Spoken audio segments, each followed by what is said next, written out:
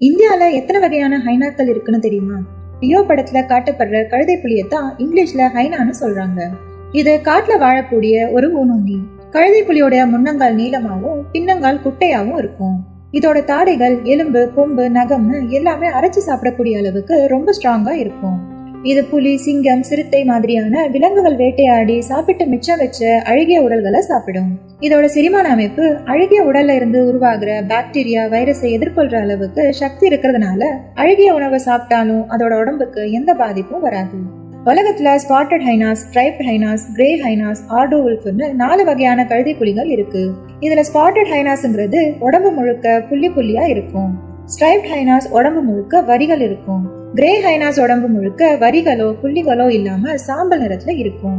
ஆர்டோ wolf பாக்குறதுக்கு ஓனாய் மாதிரி இருக்கும். இந்த 4 வகையான கழுதை புலியில உடம்பு முழுக்க வரிகள் இருக்கிற ஸ்ட்ரைப்ட் ஹைனாஸ் தான் இந்தியால இருக்கு.